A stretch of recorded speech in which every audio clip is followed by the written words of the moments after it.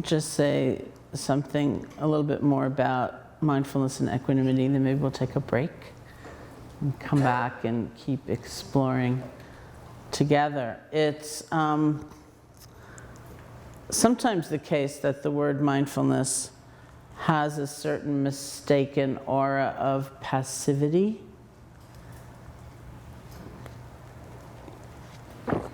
Just as equanimity can have that mistaken aura, that a balanced response, a spacious response means you're never going to do anything about anything. You're just going to have equanimity about it.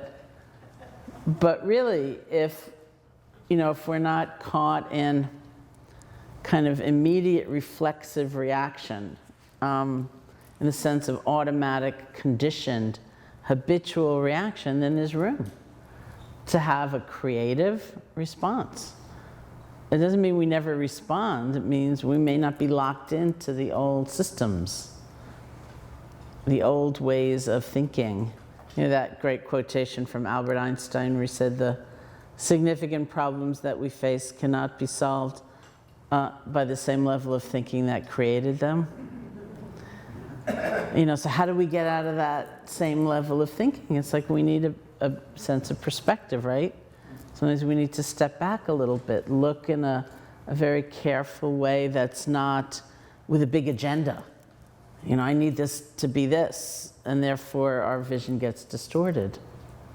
But we're willing to say, oh, let me see what's here, and have that kind of balance. But anyway, so way back when I first started my meditation life, I was living in India, in a town called Bodh Gaya. I'm sure some of you have been there.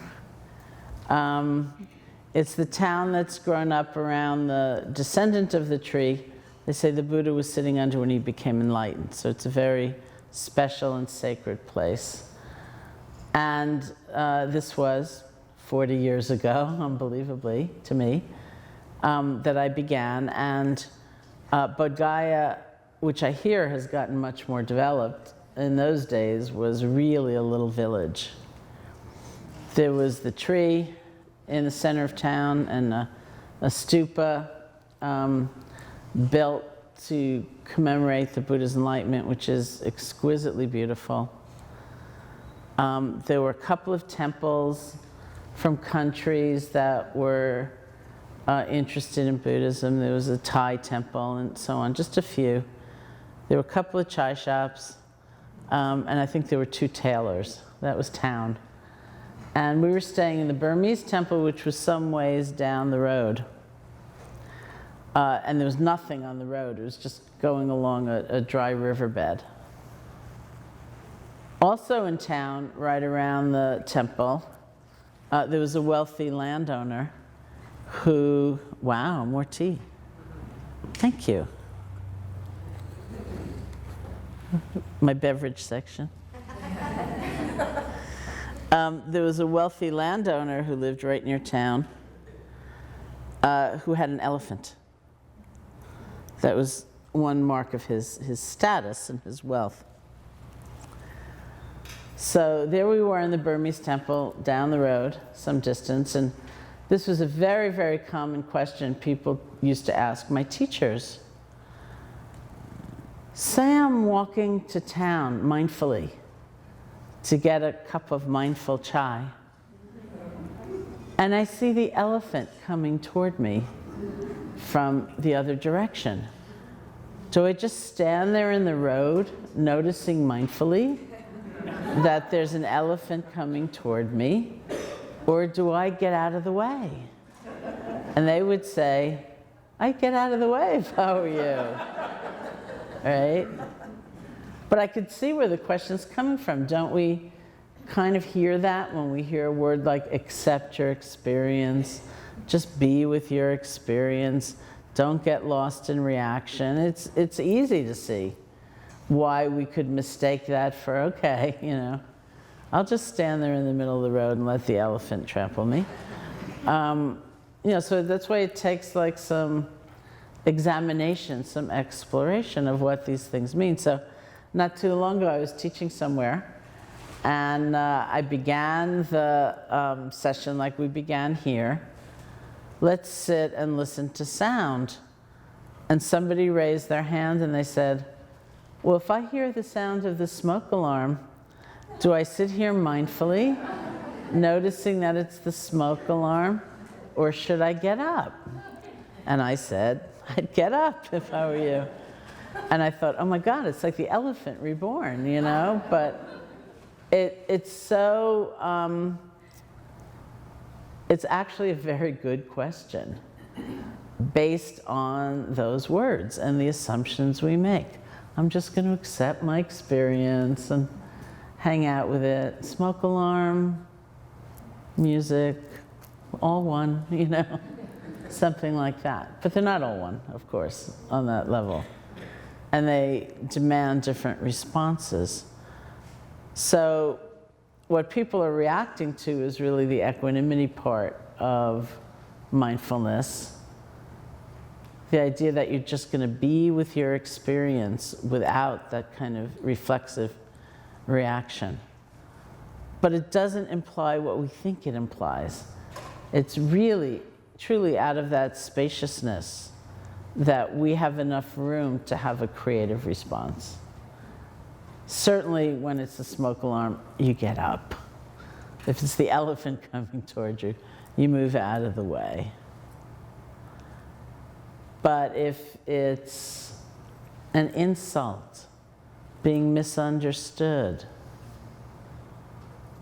something like that, maybe we want a bigger range of responses than what we might see as options just from old patterns.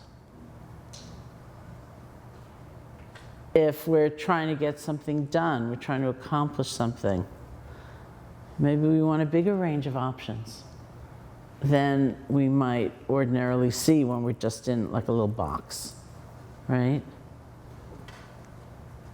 So the equanimity, the spaciousness, not to be bound by immediate old responses, gives us room to see, and often just intuitively, different alternatives or other possibilities, or and we know this from the outside. It's a little bit like, I know the word detachment can also seem cold and harsh and weird in a lot of ways, but you know how it is when you're caught in something, or your friend, this is an even better example, your friend is caught in something, and you on the outside have a different perspective, and you can just see in a kind of a bigger terrain than they can seem to see. And sometimes you say, well, how about that? And it's like, oh, I never thought of that, right? Because when you're in it, and you're lost in it, and you're locked in it, it's hard to get a sense of alternatives and options and possible responses. And sometimes it's that voice, not uncaring voice, but not so locked in voice that can say, well, how about that?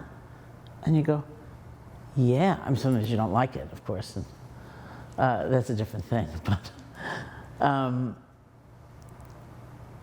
so there are lots of ways in which we might look for a detached voice, right? Someone who doesn't have a big agenda. They're not trying to prove they're right.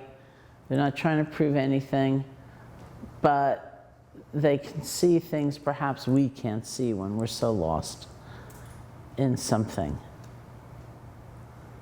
So it's kind of like that, actually, except we provided ourselves with the perspective of mindfulness instead of just spinning out in a reaction.